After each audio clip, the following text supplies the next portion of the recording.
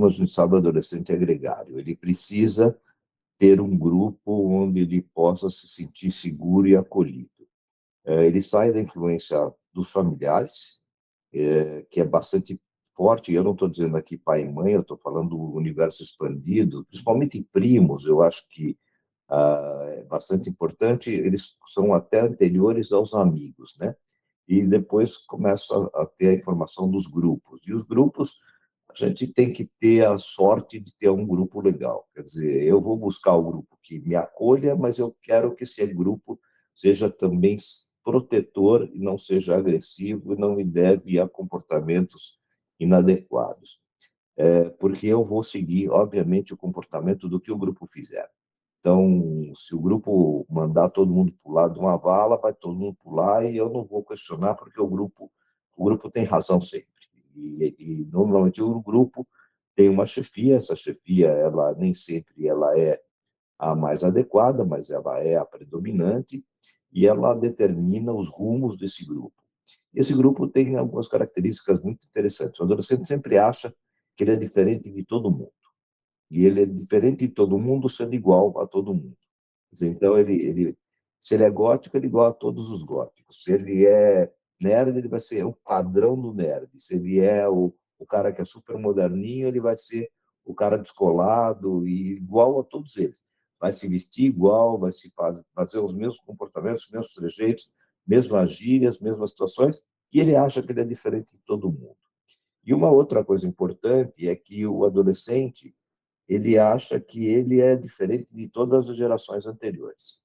Então, ele acha que as gerações anteriores não passaram pelo que ele passou, que ele é inédito, que ele tem totalmente uma coisa que é totalmente diferente, que é super identificada com o momento presente dele, e ele não tem a mínima capacidade de entender que os pais dele passaram muito, muito, muito parecidas coisas que ele está passando, tiveram as mesmas situações, tiveram os mesmos problemas.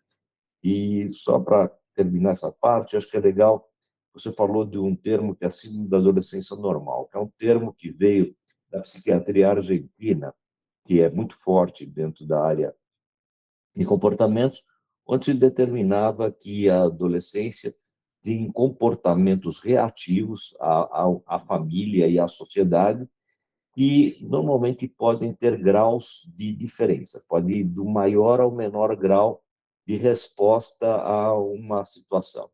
Então, normalmente, ele é mais agressivo, ele é mais mal-humorado, ele tem uma resposta sempre muito exagerada a alguma coisa. Então, a mãe vai pôr limite, ele tem uma. Eu vou me matar se você não me deixar sair, e eu vou fazer não sei o quê, eu vou fugir de casa, eu vou fazer mil coisas assim.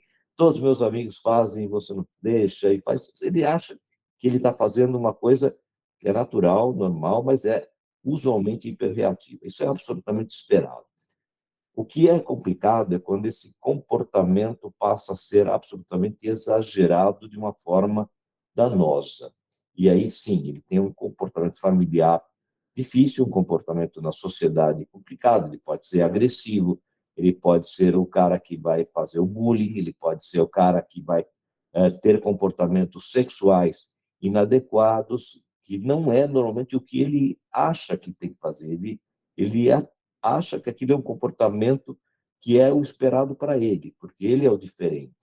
Então, esse cara que é exagerado, aí sim ele vai para o rumo da patologia, e é o grupo de controle mais específico. Mas esse grau de buscar meu espaço e de reagir é absolutamente normal e esperado para a adolescência.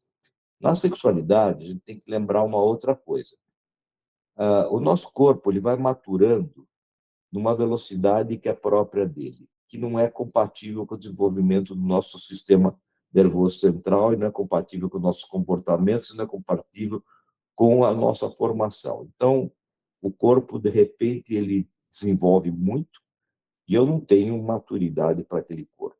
Isso é muito frequente, principalmente nas meninas, que elas se desenvolvem mais rápido, então elas têm um corpo muito rapidamente marcado e que chama atenção, que normalmente se diferencia daquela menininha que era, vou dizer, café com leite, né? Nem se usa mais esse termo, que na verdade a gente coloca que não fede nem cheira, né? Que também foi incorreto, quer dizer, que ela vinha tendo uma menina que não chamava atenção dentro da turma dela.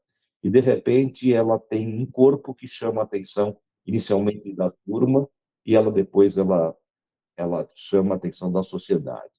E ela não tem cabeça para isso ainda. O menino, então, tem uma cabeça absolutamente infantilizada por um período muito grande. E ele começa a ter uma reação de sexualidade de meio pavor, né? Porque é uma coisa extremamente excitante para ele encontrar esses primeiros vislumbres, né? E, ao mesmo tempo, é apavorante, porque ele não está preparado para aquilo, ele não sabe o que fazer com aquilo que ele está pensando. E ele, então, precisa de uma orientação muito importante nesse período, porque ele tem que canalizar para um comportamento societário adequado ou não. Ele vai ter uma reação que não é aceita naquele momento por alguma coisa. E ele faz até comportamentos que são muito comuns, né? Por exemplo, o assédio masculino, ele é geracional, né? Quer dizer, ele vem de gerações anteriores. E ele então acha que, por exemplo, que ele tem o poder de fazer coisas que ele não pode. E ele acaba tendo assédios, por exemplo, o toque, a forma de se comportar, a forma de falar, determinadas formas agressivas de comportamento de palavrões, etc., que não são compatíveis com uma realidade mais moderna, né? Com a realidade mais atual. Mas ele não tem esse limite ainda, porque ele não tem essa maturidade. Mas ele está sentindo essa transformação obrigatória de uma sexualidade que não tem orientação. Então, ele canaliza bem ou mal de acordo com o modelo que ele tem, normalmente familiar, o modelo da sociedade e do grupo dele.